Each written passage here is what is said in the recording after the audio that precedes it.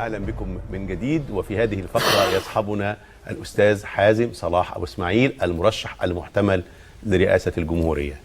اسم الأستاذ حازم صلاح أبو إسماعيل برز بقوة في هذه الترشيحات لأسباب عديدة، فهو من عائلة سياسية ودينية، ووالده هو النائب المعروف والداعية المعروف الشيخ صلاح أبو إسماعيل الذي لطالما جلجل في قاعات البرلمان المصري وعلى منابر المساجد. الشيء الثاني أن الأستاذ حازم صلاح أبو إسماعيل باعتراف الجميع كان من أكثر السياسيين المصريين والمرشحين المحتملين لرئاسة الجمهورية تواجدا في ميدان التحرير ومع الحركة الثورية التي غيرت مصر أو التي نأمل أن تغير مصر. الشيء الثالث أن آراءه السياسية التي طرحها في كثير من القضايا أثارت جدلا سياسيا كبيرا أكثر بكثير من آراء طرحها مرشحون أو سياسيون آخرون في المعترك السياسي المصري، فهو من عائلة سياسية ومن عائلة دينية، وجده ووالدته أيضا لهما باع كبير في مجال العلوم الشرعية والفقه. أهلا بك أستاذ حازم. أهلا وسهلا. يعني حضرتك محامي معروف، وزي ما احنا قلنا أشرنا من أسرة سياسة ودين، وأيضا تخرج على الناس في برامج دينية في فضائيات مختلفة، فالناس تتعامل معك باعتبارك محاميا أم باعتبار المهنة، أم باعتبارك رجل دين، أم باعتبارك سياسي ينزل إلى المجال العام وليس لديه إلا برامج وأفكار سياسية يتمنى من جمهور المصريين أن يقبلوه أو أن يؤيدوه. أولا شكرا جزيلا، ودي فرصة جميلة جدا أني ألتقي بحضرتك، ويمكن فعلا آخر لقاء كان في الميدان، فأنا سعيد أن يكون اللقاء التالي هنا، وإن شاء الله دايما تلاقي باستمرار يا رب. إن شاء الله. القضية دي داخليا عندي أنا كشخص محسومة، لأن هي عناصر لشخصية واحدة. نعم. العنصر السياسي، العنصر القانوني، العنصر الشرعي، العنصر الاجتماعي، العنصر العائلي. إنما هو بالنسبة لناس كثيرين لا يعرفون إلا عنصر واحد ويجهلوا بقية العناصر. فأنا كنت كل يوم عندي عملي القانوني. نعم. في لجان قانونية، في محاكم، في مرافعات، في بنوك، في جهات محلية اقتصادية، وعندي في نفس الوقت الجانب السياسي، المؤتمرات السياسية اللي كانت مسجلة على الأقل من 20 سنة مثلا سابقة في نقابة المحامين ونقابة الصحفيين وفي المحافظات وفي الأحداث السياسية الكبيرة. كذلك الحقيقة الناحية اللي تتعلق بناحية العلم الشرعي مسألة الحقيقة كانت عميقة طول العمر. والحقيقة أنا مش جديد على هذا، لأنه ده موجود كتير. يعني مثلا واحد زي الأستاذ عباس العقاد كان متنوع الثقافات بهذه الصورة، الأستاذ خالد محمد خالد، الأستاذ كثيرين، حتى بعض الآن القانونيين سواء قضاء أو محامين أو غيره. يعني الثقافة الحقيقة اللي ممكن تبقى فيها الناحية الدينية والسياسية وما إلى ذلك. إنما بس كل ما في الأمر إنه كان يبقى فيه دايما جانب غير مرئي للناس كثيرين.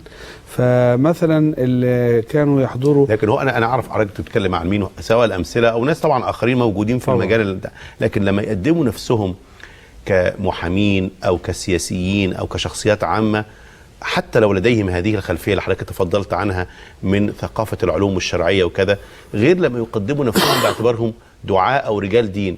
المجتمع المصري يريد باستمرار أن رجل الدين يكون رجل دين، ورجل السياسة أو الشخصية العامة رجل سياسة وشخصية عامة. يعني إذا كان لابد من اختيار، فأنا أعتبر نفسي رجل القضايا العامة. نعم. وأن الدين أحد هذه العناصر ولا شك في ذلك، لأنه يعني على سبيل المثال لما من قرابة 30 أو 25 سنة حصلت مشكلة قتل سليمان خاطر في السجن. فالمؤتمرات اللي كانت تبقى موجودة في الشارع أو في الجامعات، لما قتل عبد الحارث مدني المحامي في نتيجة التعذيب، لما غيره، فأنا لم أتوقف أبدا عن مواجهة النظام الذي كان قائما سياسيا. كون بقى انه يبقى من ضمن مكونات ده ثقافة قانونية. هل بسبب المواقف دي وبتاريخ الوالد رحمه الله عليه، تعرضت للسجن في اي وقت من الاوقات من نظام؟ لا الحمد لله انا لم اسجن بفضل الله عز وجل. من نظام مبارك. ويمكن يكون فعلا جانب منها انه كان الوقت ده غير دلوقتي، كان والدي نائب في البرلمان، وكانت الحقيقه قوه مواقفه في البرلمان ساعات ترهب، يعني يخشون انه يكون المساله، لانه هو عمل اشياء كثيره. يعني تعرف حضرتك انه عدد الوزراء اللي كانوا نتيجه، يعني انت بدات عملك العام في ظل وجود الوالد طبعا ولا انتظرت؟ لا لا لا لا طبعا. انا حتى وزير الداخليه في قبل وفاه الوالد وقف في مجلس الشعب وقال اذا كنا بنتكلم عن صلاح ابو اسماعيل وهو نائب، فانتوا ابنه بيواجه النظام باشد مما واحنا بنشكو من هذا. وسجل هذا في المضابط في سنه اظن 88 او 89. وقبل كده ما هو سليمان خاطر كان قبل وفاه الوالد. صحيح. على حال سليمان عرضنا في ذكراه ما يثبت شهاده كانت لم تكن موجوده من كان معه في السجن، واثبت انه لم ينتحر، وانه كل ما قيل كان. نعم. وايام مشكله هضبه الاهرام كان الوالد موجود وكان نائب في البرلمان، واثناء مساله معاهده كامب ديفيد ثم او اتفاقيه كامب ديفيد ثم معاهده السلام، كل ده كان مبكر. انا ساكون صريحا مع حضرتك، لما ترافعت في المحكمه ودفعت الدفع الشهير ساعتها بان حسني مبارك طبقا لمجله الايكونومست البريطانيه اصبح رابع اغنى رجل في مصر بعد 6 سنين فقط من توليه الحكم السلطة، وذكرت انه هذا عدوان على الشعب المصري. كان في قضية دي كان في قضية كان امام محكمة امن الدولة العليا، وكانت دي في مرافعة سنة 89، وكان فيها من كبار المحامين الدكتور عبد الحليم مندور وغيره من المحامين. امين يا رب. وثبت هذا الدفع في محضر الجلسة، يعني دفعت بحق المتهمين في الانتفاع بحق الدفاع الشرعي، لأن البلد تنهب لدرجة أنه بهذه الصورة. أنا هكون صريح مع حضرتك، إحنا القضايا التي أثيرت معك أكثر من مرة حوالين بعض الآراء الشرعية والمختلف عليها لن نتعامل، أولا أنها قيلت، ثانيا لأن إحنا لا نريد أن نحول الموضوع إلى جدال شرعي، لكن نتعامل معك زي ما حضرتك قلت كده، أنا رجل القضايا العامة وأنت مرشح محتمل للرئاسة، فسنركز على الآراء التي تقولها والتي تتعلق بالشأن العام أو بمستقبل الوطن. هل خروج الدكتور محمد البرادعي وهو كان يشرفنا أمس كما تشرفنا حضرتك اليوم فتح الفرص لكم أكثر كمرشحين للرئاسة باختفائه من سباق المتنافسين؟ لا لا مطلقا. أولا أنا إنسانيا أفضل أن يبقى كل المرشحين. نعم. يعني فعلا اليوم اللي واحد من المرشحين يقرر أنه يخرج من السباق أشعر بألم. نعم. وهذا تكرر كذا مرة مع أكثر من مرشح. وأنا سامع الآن برضو أنه في بعض الناس من باب الرقي ناويين أيضا يعلنوا انسحابهم. طبعا مش متأكد الخبر صحيح ولا مش صحيح. زي مين كده؟ لا يعني ما ينفعش أقول طبعا، لكن يعني بشعر بألم لأنه الحقيقة. المرشح إسلامي طيب ولا غير ولا من مرجعية إسلامية؟ من ده من هنا ومن هنا. تمام. يعني سامع كلام الحقيقة ومتألم أيضا، لكن هي الفكرة ليه؟ لأنه إنسانيا حضرتك تحب أنه تظل الظروف مواتية، أن كل من كان قد قرر أنه يخوض هذا الغمار يبقوا موجودين كلهم. نعم. هو طبعا وجاهة المعركة. صحيح. طبعا هنا أنت بتتكلم عن التنافس المتنوع والمتعدد، لكن المسألة ممكن تكونش إنسانية، تبقى أن الظروف السياسية المصلحة بقى دي حاجة يراها البعض طبعا. من هذا القبيل بقى أتمنى أن كلهم ينسحبوا وأفضل أنا لوحدي وأخدها يعني. وأنا برضه مش عايزينها بالتزكية زي اليمن يعني. طيب على أي حال أنا هسأل حضرتك سؤال، يعني أنا في الحقيقة مش من الناس اللي هم مع وجود اللجان الإلكترونية العديدة بيثقوا كثير في استفتاءات الفيسبوك وكده، لكن هي مؤشر. هناك تقدم في استطلاعات الرأي العام في الفيسبوك لحضرتك بشكل واضح جدا، ولأخونا العزيز أيضا مرشح محتمل للرئاسة، شخصية وطنية زي حضرتك الدكتور عبد المنعم أبو الفتوح. هل بأي صورة من الصور هذا يرجع للمرجعية الإسلامية اللي تنتموا إليها رغم الاختلاف أو التباين اللي فيها؟ لأن أنا عارف أنكم لم تكن أبدا عضوا في الإخوان المسلمين بشكل تنظيمي. مظبوط؟ هقول لحضرتك هل ده بيرجع للمرجعية الإسلامية لكل واحد منكم هذا التطور أو النمو في الشعبية بتاعتكم على الأقل في استطلاعات الإنترنت؟ طيب صدقني حضرتك، العناصر المتعددة دي، انه ده اسلامي، نعم. انه عنده حلول سياسية، انه عنده خبرة كذا، انه كذا، دي في الاخر بتنتهي، كل العناصر المفردة دي بتنتهي في النهاية الى حالة واحدة تخاطب وجدان الناس على بعضها. اذا الناس شعرت ان الشخص اقرب اليها، وانه ده ترجمة لما تشعره فعلا، وانه ليست عليه مؤثرات اخرى، وانه لا يرضي اليمين والشمال، وانه بيحدث شيء من التفاعل النفسي. ويدخل الناخب ربما هو ما يقدرش يقول بالظبط انا ليه هنتخبه، لكن على بعضها كده حس ان الراجل ده هو ده اللي انا ممكن انتخبه. طبعا انا احمد الله، لكن يعني لما بدأت الاستطلاعات كلها اخد فيها المركز الاول والمسألة تبقى يعني باجماع بهذه الصورة، انا عايز اقول لحضرتك انا انظر الى هذا على انه هو نسبة في الخريطة، مش في الخريطة كلها.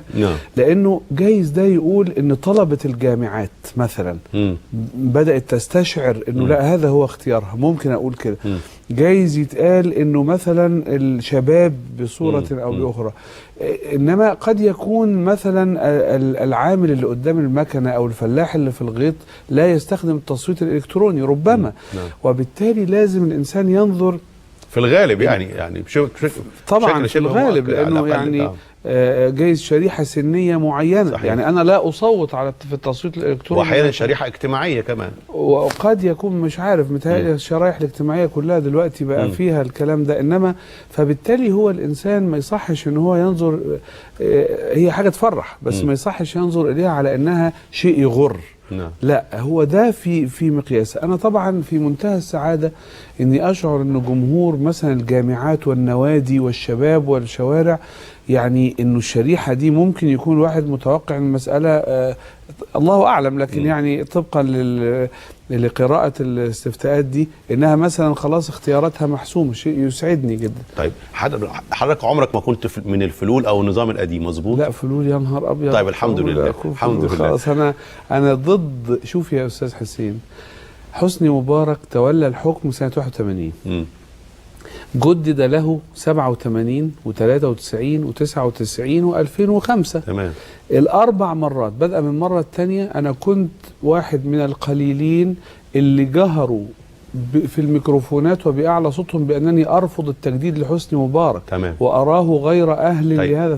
فالناس اللي بتبني على كده إيه؟ إنه أستاذ حازم صلاح أبو إسماعيل، الدكتور عبد المنعم فتوح، وأستاذ حمدين صباحي وغيرهم، هؤلاء من الذين كانوا معارضين للنظام المصري، فلا ينبغي أن تتفتت أصواتهم. وحضرتك طبعا سمعت عن مبادرات مثلا الاتفاق على الدكتور عبد المنعم فتوح كمرشح للرئاسة بمرجعية إسلامية، ويكون له في نفس التذكرة الانتخابية نائبان، واحد من الاتجاه القومي واحد من الاتجاه الليبرالي، بحيث يمثلوا الاتجاهات الرئيسية في الحياة السياسية المصرية. هل أنت واحد من الناس الذين يمكن أن يتنازلوا للدكتور عبد المنعم فتوح في ترتيب من هذا النوع؟ شوف حضرتك، أولا الدكتور عبد المنعم فتوح، الأستاذ حمدين صباحي، غيرهم، كل دي أسماء يعني محترمة جديرة بأنه الإنسان يفسح لهم، يعني ما هماش حاجة بسيطة أو حاجة أهلا وسهلا، لهم تاريخ. نعم. إنما هي الفكرة كلها بتكمن ساعات في المنهج، في المبادئ. أنا ما بحبش أبدا أقول الكلام اللي لما أنا أقوله كده دول ودول يحسوا انهم مبسوطين. ازاي الكلام اللي يبقى ماشي على، وافاجئ بان في نوعيات عجيبة جدا مبسوطة من الخطاب الفلاني، يبقى الكلام اللي بيحمل الوجهين ده لما تيجي تنفذه فعلا على الارض هيتضح ان انت كنت بتقول كلام يجمع، لكن في الحقيقة انت هتتجه ازاي.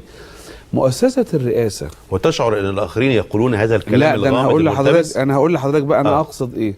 اقصد ان مؤسسة الرئاسة لو احنا خليناها رئيس اسلامي ونائب ليبرالي ونائب يساري ده احنا كده بنجني على مؤسسة الرئاسة، بنجني عليها لأنها بنخليها مؤسسة غير مستمسكة على قرارها.